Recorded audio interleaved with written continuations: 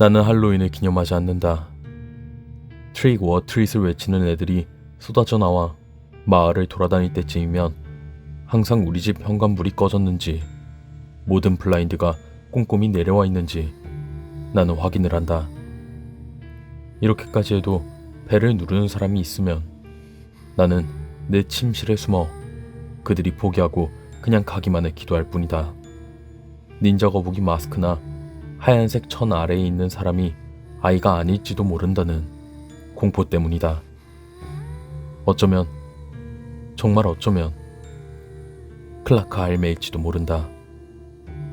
클라크 할매는 내가 할로윈 기념을 관둔 이유다.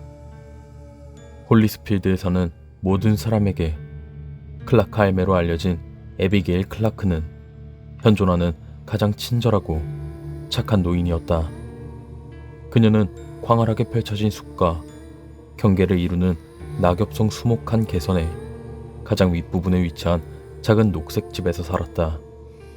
마을의 모든 사람이 기억하는 한 할매는 언제나 그 집에서 살아왔다.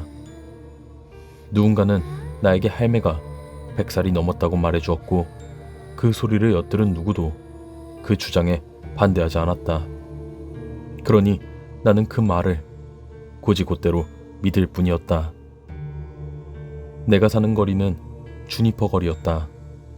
클라크 할매네와 같은 숲으로 이어져 있었다. 그 숲 사이로 산길이 나 있었고 그 길을 따라 쭉 올라가다 보면 그녀의 집으로 통하는 진입로로 이어졌다.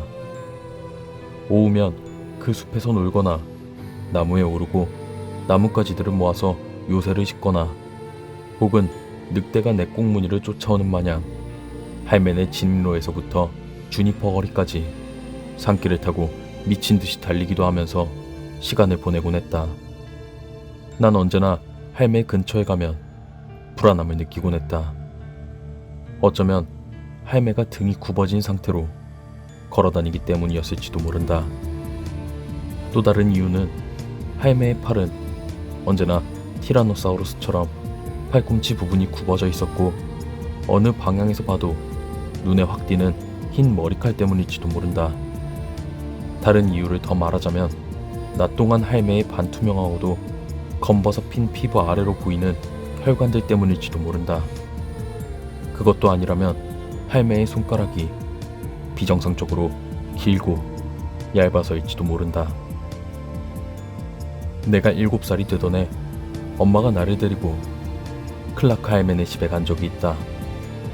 엄마와 할매는 그때 당시 지역 행사를 위해 공예품과 관련된 일을 함께 추진 중이었다. 할매의 작은 초록집에서 풍기던 라벤더와 좀약 뒤섞인 냄새가 아직도 기억이 난다. 그리고 할매 방에는 아이들의 사진이 쭉 걸려 있었다.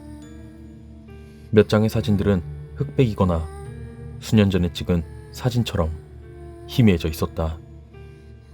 그 사진을 보며 내가 할매에게 물었다. 할머니, 이거 다 할머니 아이들이에요?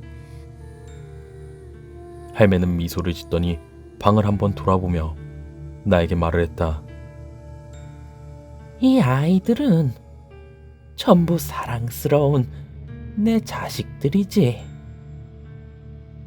나는 그 말을 듣고 엄마의 손을 잡으며 엄마에게 물어봤다.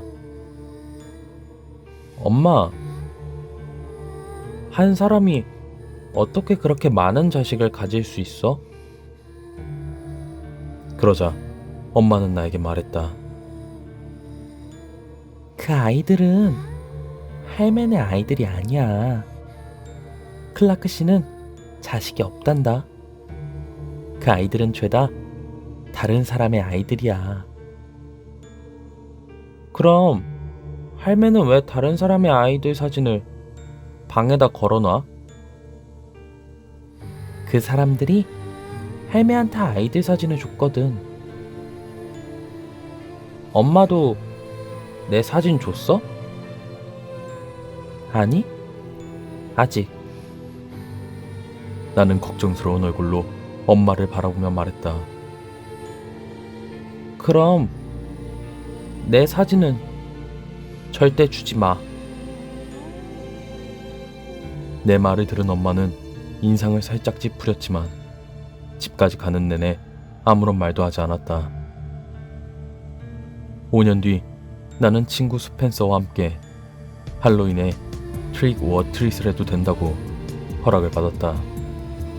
스펜서는 로즈먼드 거리에 살았는데 그 거리는 수목선을 포함한 다른 많은 거리들과 연결되어 있었다. 로즈먼드와 그 주변 이웃들은 마을 내에서 사탕을 얻으러 다니기에는 최적의 동네였다. 내가 사는 가까운 곳보다 훨씬 더 좋았으니까. 우리는 함께 양쪽 부모님들에게 스스로 돌아다닐 만큼 컸다고 열심히 설득을 했다. 어쨌든 허락을 안 해줘도 우린 갈 것이었다.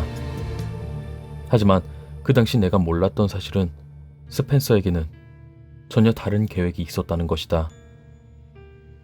눈을 가리는 안대, 검은 염소 수염과 어깨에는 앵무새 인형을 찍찍이로 붙여 해적으로 분장한 나를 아빠가 스펜서네 집 앞에 내려줬을 때 스펜서는 이미 집 현관 계단에 앉아 있었다. 아마 좀비나 차 사고를 당한 피해자로 분장한 것 같았다.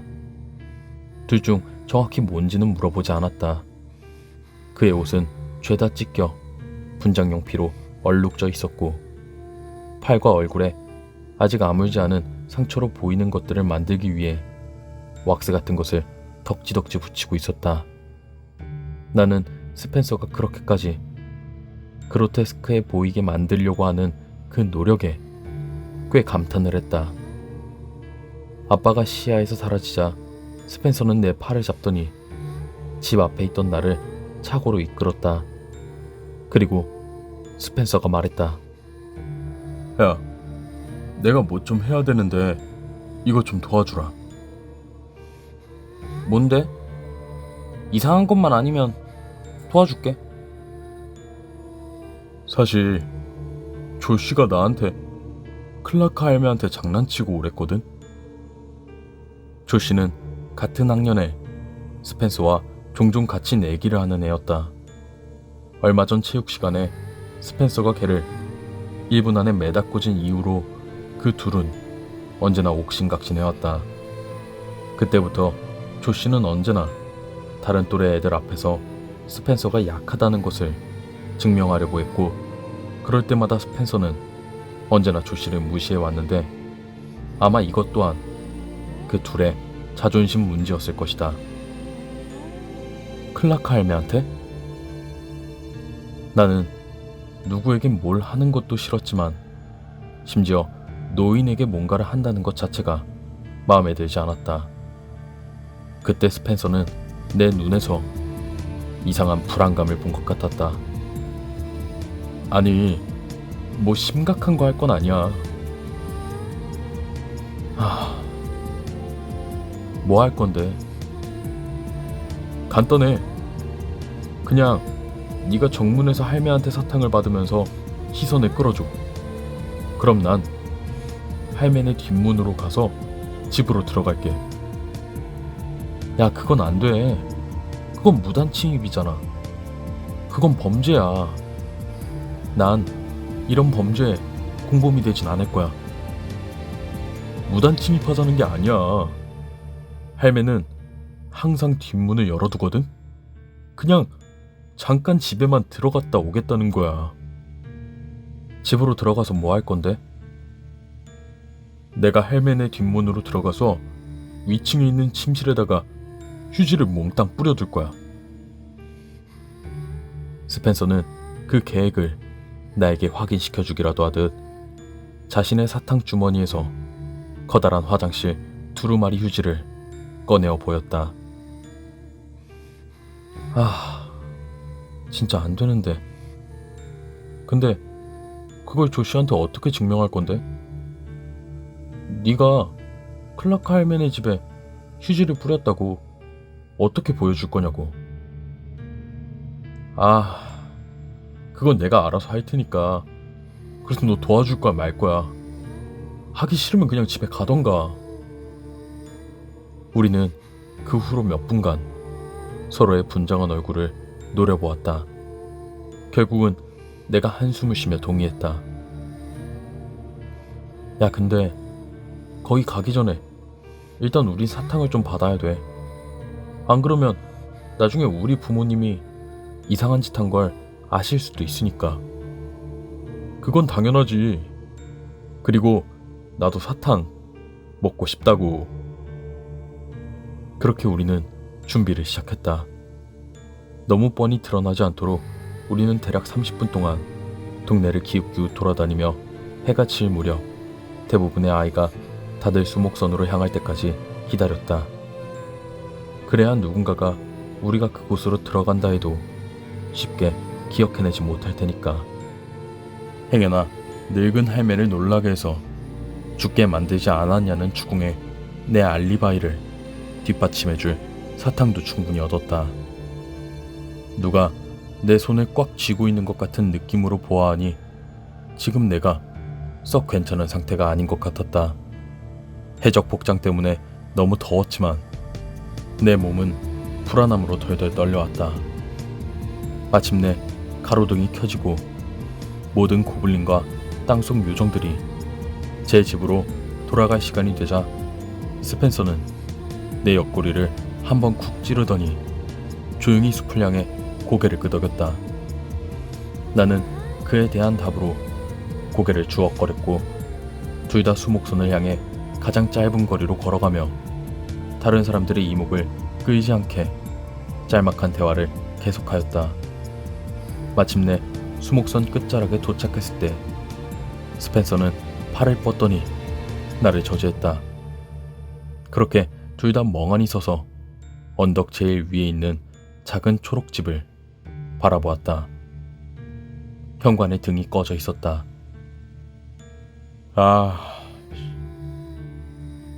스펜서가 한숨을 쉬었다. 야, 클라크 할매 자는 것 같은데? 그냥 가자. 그 말을 하며 내가 몸을 돌리자 스펜서가 내 팔을 잡았다. 야, 잠깐만. 할매 부엌 쪽으로 움직이는 게 보이는데? 분명 부엌에서 누군가가 움직이고 있었다.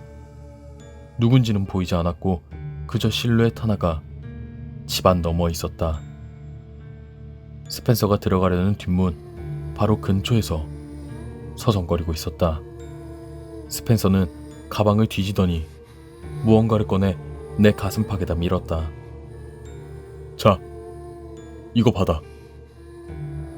나는 그가 준 물건을 받아들었다. 이거 뭐야? 장난감 무전기? 장난해? 그냥 사탕 가방에 넣어도 가서 벨만 누르고 행여나 할매 오래 못 붙들어 놓을 것 같으면 앞에 있는 버튼 2번만 누르면 돼.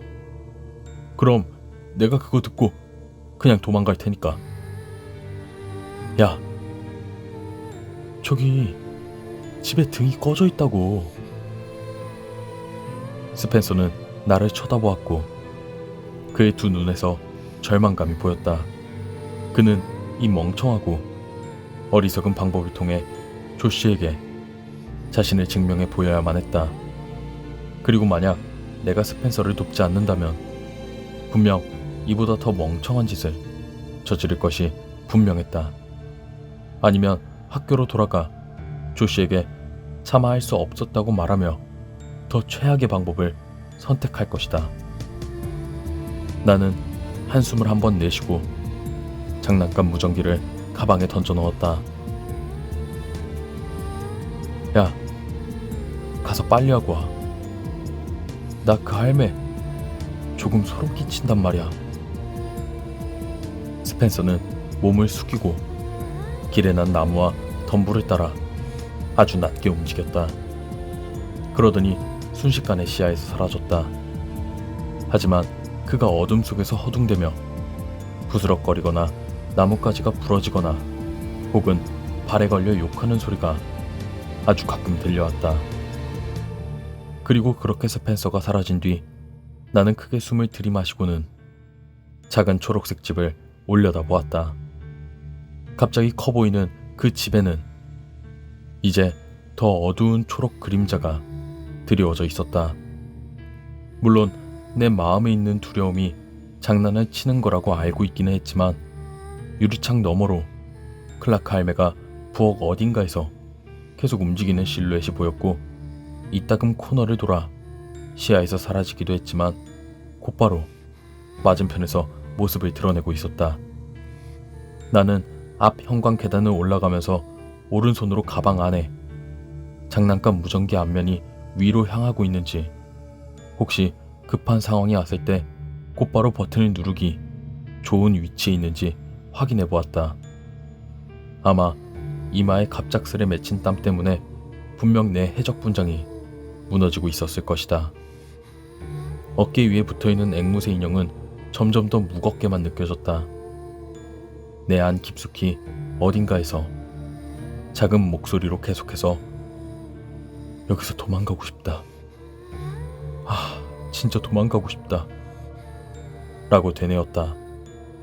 분명 어느 순간이라도 힘껏 도망갈 준비가 되어 있었다. 그렇게 불안감에 떨며 나는 작은 초록색 집 앞 현관에 도착했다. 손가락이 벨을 누르려고 하지 않았다.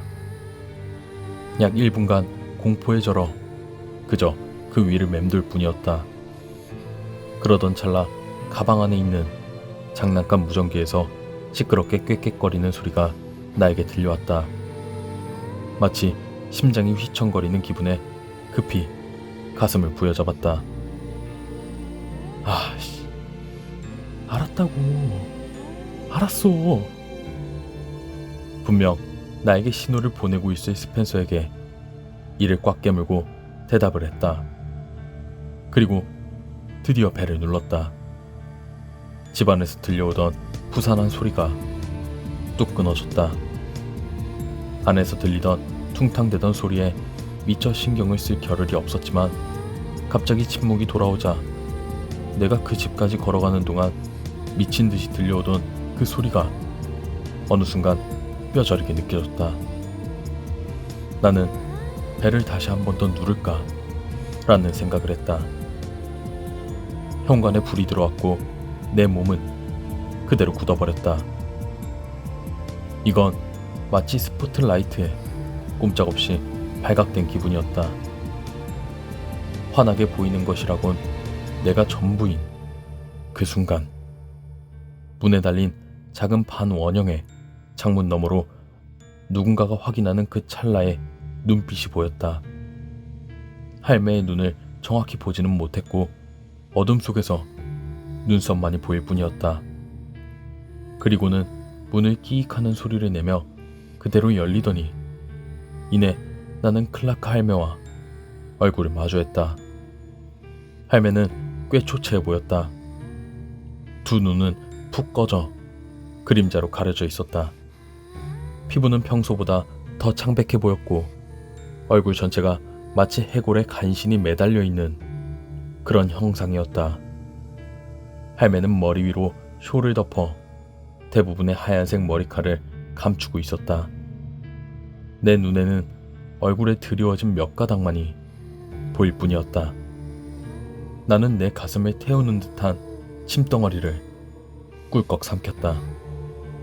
목이 갑자기 미친 듯이 말라왔고 말도 겨우겨우 꺼낼 수 있었다. 트릭, 우와, 트릭. 클라크 할매는 아무런 말도 하지 않았다.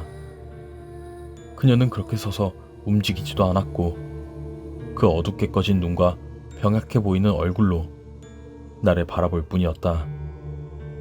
변눈질로 할매 뒤 부엌에서 누군가 움직이는 모습을 포착했다. 스펜서가 집에 들어간 것이다. 당장 이 침묵을 깨지 않으면 곧장 들통날 판이었다. 나는 크게 기침을 하고 눈을 몇 번 깜빡이며 대체 무슨 말을 해야 할지 열심히 짱구를 굴렸다. 클라크 할머니. 말이 더듬더듬 나왔다. 아니 제가 깨웠다면 죄송해요. 사실 오늘 밤 엄마가 할로윈 사탕 받으러 다니면서 할머니 댁에도 들러서 인사하고 가라고 그렇게 말씀하셨는데 제가 깜빡했지 뭐해요. 만약 인사 안 드리고 집에 갔다면 엄마가 크게 실망했을 것 같아서요. 그리고 엄마도 찾아오질 못하셔서 불이 꺼져 있다는 거 봤어도 굳이 이렇게 할매는 문을 더 열더니 현관으로 반쯤 나왔다. 그러자 할매가 걸치고 있는 두꺼운 갈색 외투가 보였다. 손에는 두꺼운 장갑이 껴진 것도 눈으로 확인했다.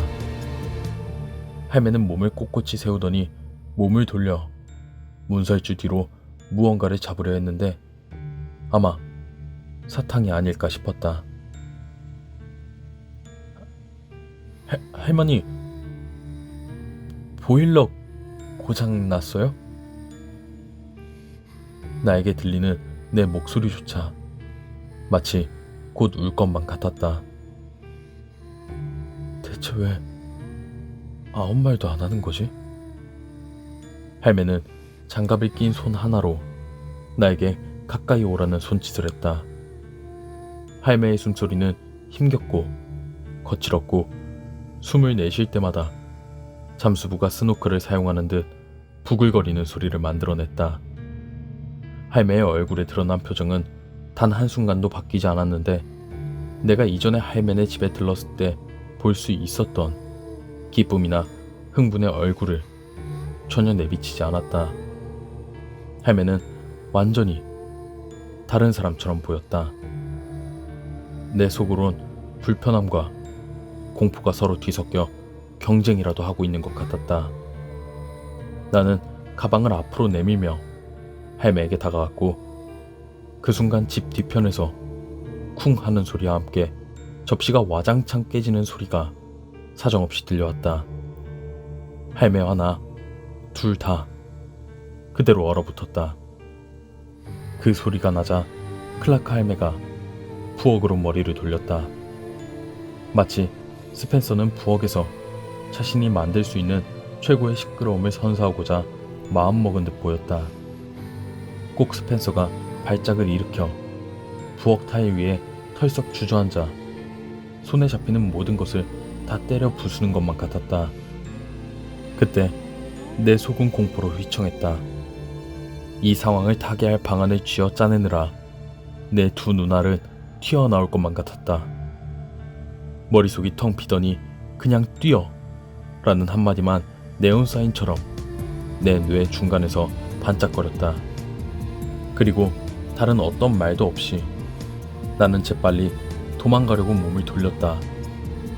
그때 두꺼운 장갑을 낀 할매의 손이 내 손목을 잡았다. 100살이 넘은 노인치고는 무슨 나무꾼만큼이나 강한 악력을 가지고 있었다. 할매가 너무 세게 쥐는 바람에 내 두 다리는 힘이 풀려 무릎으로 털썩 주저앉고 말았다. 내 사탕 가방이 큰 소리를 내며 바닥으로 떨어졌고 나는 할매의 손을 부여잡고 고통에 찬 비명을 질렀다. 아! 할머니! 할머니 아파요! 문설주 뒤에 가려져 있다가 나타난 다른 손에는 사탕 그릇이 아닌 커터칼이 들려 있었다. 할매는 나를 빼더니 그 감정 없는 표정으로 점점 더 나를 가까이 당겼다. 그 모든 상황이 너무도 비정상적이었고 나는 그저 그렇게 현관에서 할매가 당기는 대로 끌려갈 뿐이었다. 대체 왜 이런 상황이 일어나고 있는지 이해하려 애쓰면서 왜 할매는 커터칼을 가지고 있지? 사탕은? 지금 무슨 일이 일어나고 있는 거지? 그때 날 구해준 것은 스펜서였다. 스펜서의 목소리가 저 멀리 부엌에서 들려오더니 동시에 내 발 밑에 밟히는 가방에서 탁탁거리며 전파가 들려왔다. 야, 도망가! 스펜서가 뒤에서 재빨리 달리는 순간 할매가 부엌을 향해 몸을 돌렸다. 스펜서는 몸을 날려 뒷문을 열더니 뒤뜰로 사라졌다. 그러는 동안 나를 잡고 있던 할매의 악력이 순간 약해져 소나기에서 빠져나올 수 있었다. 클라크 할매는 나를 향해 돌아보더니 아무것도 들리지 않는 손으로 다시 나를 잡으려 들며 커터칼을 위협적으로 들어올렸다. 심지어 그 순간 그 현관에 나둥그러져서 마을에서 가장 친절하다 소문난 할매가 손에는 불빛에 반사되어 반짝이는 칼을 들고 나에게 다가오는 동안에도 지금 이 상황을 합리화하려 애썼다. 이 사람은 내가 알던 그 할매가 아니다. 공포에 잔뜩 질려 울먹이며 할매를 올려다보며 어떻게 해서든 그녀를 진정시킬 말을 찾으려 애썼다. 할머니, 그냥 장난이었어요. 진짜 죄송해요. 진짜 정말 죄송해요. 할매의 왼쪽 얼굴이 마치 녹기라도 하듯 축 처져 있었다. 할매가 내는 갈에 끓이는 듯한 숨소리는 이제 점점 동물이 화나서 으르렁거리는 소리처럼 들렸다. 할매가 칼을 내리치자 나는 순간적으로 팔을 들어 올렸다. 할매의 칼이 내 코스튬 옷감을 가르고 팔을 가르는 느낌이 들었고 고통에 찬 비명이 새어나왔다. 하지만 할매에게 두 번째 기회를 줄 순 없었다. 중력에 굴복하고 말았던 내 두 다리가 갑자기 급격한 아드레날린에 힘을 얻은 것이었다. 스스로 몸을 말아 뒤로 구르며 두 다리로 일어나려 했지만 결국 현관 계단 아래로 굴러떨어지고 말았다. 아찔할 정도로 뜨거운 고통이 내 왼쪽을 파고들어 다시 한번 비명을 내질렀지만 그렇다고 멈출 수는 없었다. 이미 걷잡을 수 없는 공포로 인해 궁지에 몰려있는 상태였다. 그 늙은 할매가 현관에서 내 위로 거인같이 몸을 꼿꼿이 일으키는 모습을 보며 나는 다시 허겁지겁 두 다리에 박차를 가했다. 엄청나게 확고한 마음이라도 먹은 듯 할매는 나를 향해 땅을 짓밟듯 다가왔다. 겁에 잔뜩 질려 눈알이 튀어나올 정도로 눈이 커진 스펜서가 집 주변 저쪽 구석에서 몸을 살짝 기울이며 모습을 드러냈다. 그는 현관에서 일어난 상황을 보더니 당황스러운 표정을 지어 보였다. 하지만 이내 내 손을 잡고 재빨리 일으킨 뒤 그대로 외쳤다. 야, 숲으로 튀어! 그렇게 말하곤 스펜서는 숲이 막 시작되는 진입로 끝자락을 향해 총알같이 뛰어갔다. 스펜서의 뒤를 미친 듯이 쫓아가는 동안 내 팔과 머리가 욱신거리기 시작했다. 어지러움과 메스꺼움이 한꺼번에 몰려왔고 결국 내 발에 내가 걸려 넘어지며 할매의 차 옆구리와 부딪히며 아주 찰나의 순간 그 옆에 토르하고 말았다. 다시 정신을 차리기도 전에 뒤에서 무거운 부츠 소리가 들려왔다. 뒤를 돌아보니 클라크 할매가 마치 헐크처럼 나를 향해 다가오는 모습이 보였다. 가로등에 의해 실루엣처럼 보이는 그녀의 무거운 코트가 할매 머리에서부터 시작되어 마치 거대한 공포가 나의 파멸을 위해 다가오는 것처럼 보였다. 순간 나는 이런 생각이 들었다. 누구도 내 말을 믿는 사람 하나 없겠지? 지금 이 상황이 나조차 믿기 힘든데 내가 지금 이렇게 당하고 있는데 그래, 이걸 누가 믿겠어. 더 이상 시간을 지체할 수 없었다. 나는 다시 일어나 수목선을 향해 달리기 시작했다. 주니퍼 거리까지만 간다면 안전할 거야. 숲길은 꼬불꼬불하게 약 300m 정도 됐지만 길 대부분이 내리막길인데다가 지금 내 혈관을 타고 공포에서 오는 엄청난 에너지가 흐르고 있었기 때문에 계속 속도를 이어나갈 수 있었다.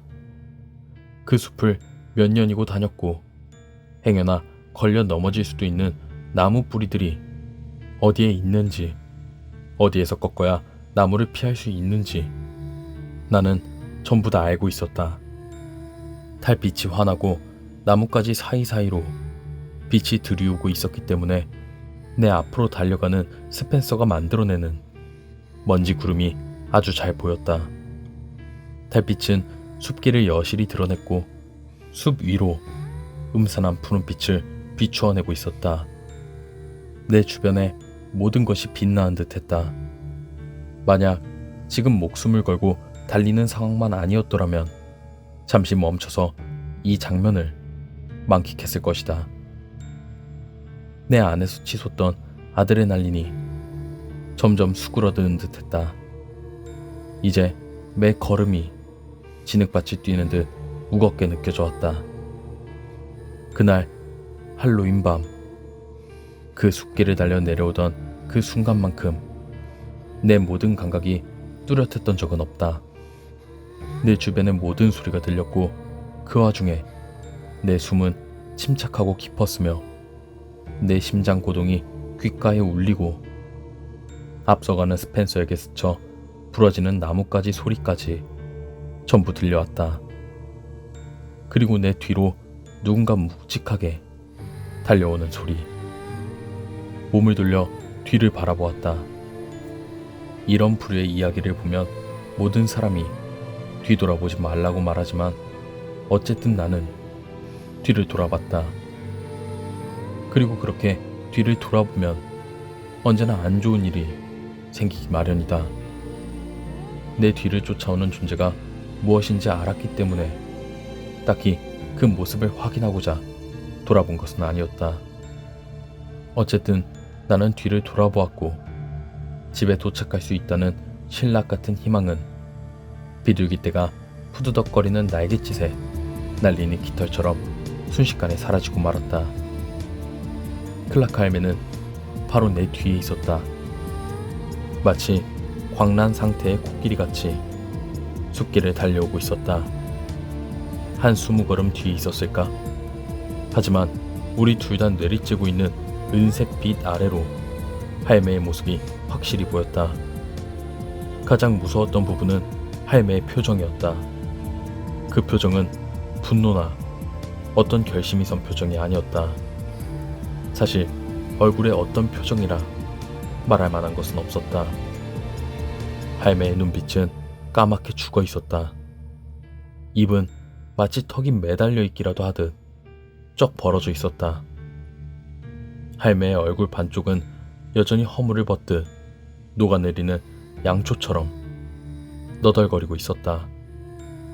그리고는 거센 바람이 할매의 얼굴을 강타하며 그 위를 덮고 있던 숄과 함께 얼굴마저 날아가 버렸다. 할매의 얼굴은 할로윈 마스크처럼 벗겨져 길 뒤로 빠르게 사라졌고 이전보다 더 무서운 분위기를 드러냈다. 얼굴이 어디로 사라졌건 원래 있어야 할 곳에는 이젠 피만 보였다. 그냥 피가 사방에 있었다. 하지만 여전히 그 벌건 피 사이로 두 눈이 똑똑히 보였고 그 눈빛은 엄청난 분노와 광기를 아는 채 나를 똑바로 쳐다보고 있었다. 그런 눈은 어디에서도 본 적이 없었다. 정말 미칠 것 같았다. 할매는 성난 멧돼지처럼 나를 향해 달려왔고 엄청난 증오가 서려 피범벅이 된 얼굴은 내 뇌리에 박히고 말았다. 할매의 손이 앞으로 뻗어져 나와 나를 지옥으로 인도하려 했지만 내가 할 수 있는 일이라고는 마침내 드러난 그 새빨간 얼굴에 서린 순수한 분노를 느끼는 것뿐이었다. 앞에 그 커브가 있었기에 아주 잠깐 속도를 늦췄다. 하지만 할매는 이 길에 별로 익숙하지 않았는지 가속도가 붙어서 앞으로 쭉 내달렸다. 할매의 손가락이 내 뒤통수를 스치더니 어깨에 얹어져 있던 앵무새 인형을 붙잡았다. 내 뒤로 이어진 나무 숲으로 처박히기 직전 할매는 내 앵무새를 잡아 뜯어갔다. 우당탕하는 소리가 들리더니 이내 곧 조용해졌다. 그리고 내가 주니퍼 거리의 수목선에서 모습을 드러냈을 무렵 이미 내 뒤꿈치는 지옥을 경험하고 있었다. 내 앞으로 스펜서가 속도를 줄이며 우리 집 진입로에 들어서며 숨을 돌리고 있었다. 달려오는 동안 스펜서는 사탕 가방을 잃어버리고 말았다. 그의 얼굴에 그려져 있던 분장 역시 전부 다 지워진 상태였다. 나는 스펜서를 향해 외쳤다. 멈추지 마. 스펜서는 몸을 돌리더니 여전히 길을 달리고 있는 나를 보며 현관문으로 달려가 문을 두들기며 소리를 쳤다. 재빨리 스펜서에게 다가가 그를 옆으로 밀고 어깨로 문을 세게 쳐 손잡이를 돌렸다. 둘 다 바닥에 나동그러졌고 스펜서는 허망하게 발길질을 하며 재빨리 문을 닫으려 했다. 나는 그 위로 기어 올라가 문을 세차게 닫고는 다친 팔을 붙잡으며 온몸에 체중을 실어 문에 기대었다. 우리 둘 다 서로를 향해 소리를 지르기 시작했지만 누구도 서로의 말을 듣지 않았다. 그러는 와중 소란을 듣고 내려온 부모님은 피투성이가 된 채 서로에게 소리치고 있는 우리를 발견했다. 부모님은 약간 언짢은 듯 우리를 내려다보다가 내 옷에 젖어있는 피를 발견하고는 고함을 쳤다. 나는 순간 눈물이 났다. 내 마음은 오늘 막 경험했던 기억들을 되짚어가고 있었다. 할매 얼굴이, 클라크 할매, 그 얼굴이 떨어져 나갔어요. 부모님 두 분 다 걱정되고도 놀란 표정이었다. 그냥 우리가 서로 놀라게 하려다가 진짜 놀라서 도망치는 동안 다친 것으로 생각하는 것이 분명했다. 나는 소리를 지르는 스펜서에게 손짓을 해 조용히 시킨 뒤 부모님께 모든 사실을 이야기하기 시작했다. 그리고 내 이야기가 진행됨에 따라 두 분의 표정은 의심과 분노를 거쳐 걱정으로 바뀌었다. 솔직히 말해 클라크 할매가 칼을 들고 나를 공격한 뒤 얼굴이 벗겨지는 와중에 나를 잡으러 왔다는 이야기는 나 스스로도 믿기 힘든 이야기였다. 그리고 내 이야기가 끝났을 때 스펜서가 자신의 이야기를 시작했다. 제가 그 집 뒷문으로 들어갔을 때요, 할매라 생각했던 사람이 현관에 있었어요. 계단을 따라 올라가려고 했는데 두 다리에 걸려 넘어지고 말았어요. 근데 그 다리가 할매 다리였어요. 할매가 부엌 창고에 누워 있었어요. 나는 여태껏 스펜서가 우는 모습을 본 적이 없다. 그의 눈에 눈물이 맺히며 이야기는 계속되었다. 할매의 얼굴이 없었어요. 보이는 거라고는 얼굴 피부 밑에 있는 그것들이었어요. 막 오렌지 껍질 벗겨내듯 그것들이 할매 얼굴을 드러냈어요. 할매 얼굴이 뜯겨 있었어요. 엄마가 부엌으로 들어갔고 이내 경찰에 신고하는 소리가 들렸다. 아빠는 그 자리에서 우리의 말이 믿어지지 않는다는 듯 고개를 절레절레 흔들었다. 그때 스펜서와 내 눈이 마주쳤다. 할머니가 아니었어. 스펜서의 목소리가 갈라져 나왔다. 현관에 있는 사람이 할매가 아닌 걸 알아서 도망가라고 한 거야. 진짜 미안해.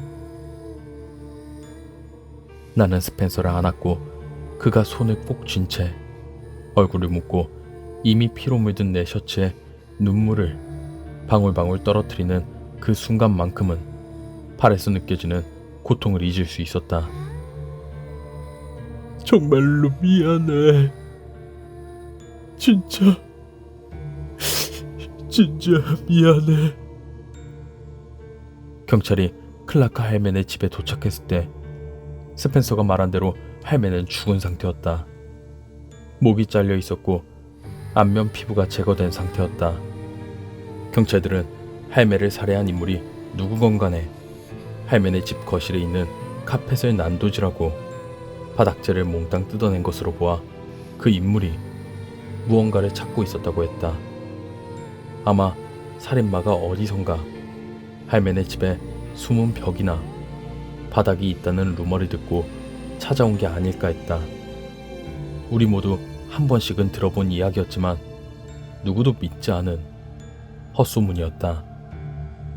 그리고 숲속에서 할매의 얼굴이 발견되었다. 얼굴은 양쪽 귀에서 잘려나와 마치 마스크와 같은 모양을 하고 있었고 그 길에서 피에 몽땅 젖은 나무 옆에 떨어진 내 목숨을 살려준 앵무새 인형도 발견되었다. 나뭇가지 중 하나는 그대로 부러진 채 남은 뿌리에서 무언가를 뚝뚝 흘려내고 있었다. 주니퍼 거리로 향하는 길로 더 많은 피가 있었지만 그 너머로는 아무것도 없었다. 하루가 지나서야 피의자가 발견되었는데 알고 보니 폭력과 관련된 전과가 있는 직업이 없는 몫으로 두 동네 정도 떨어진 곳에 사는 사람이었다. 그가 그림을 걸다가 실수로 자신의 눈을 찔렀다며 입원을 한 것이었다. 나중에 보니 그에게서 혈액 표본이 2개로 나왔는데 그 중 하나는 에비게일 클라크의 혈액으로 밝혀졌다. 다행히 그가 자백을 했기에 경찰도 나나 스펜서에게 용의자 지목을 시킬 필요가 없어졌다. 우리 둘 다 그럴 만한 상태가 아니었고 다시 또 그를 마주하고 싶은 생각도 전혀 없었다. 하지만 나는 정기적으로 그를 보고 있다. 내 팔에 있는 상처가 화끈거릴 때마다 꿈에서 달빛 어린 숲길을 달리는데 그가 10걸음 뒤에 있다는 식으로 말이다. 물론 내가 보는 얼굴은 그의 얼굴이 아니라 언제나 클라크 할매의 얼굴이었다. 아무런 표정도 없는, 하지만 모든 발자국 하나하나가 엄청난 분노에 차올라 나를 꼭 잡아 바닥에 내쳐야겠다는 분노로 느껴지는 상태로 홀리스필드에서 가장 사랑받는 친절한 할매로 알려진 그 사람은 내가 가진 가장 최악의 악몽에 나타나는 괴물이 되었다.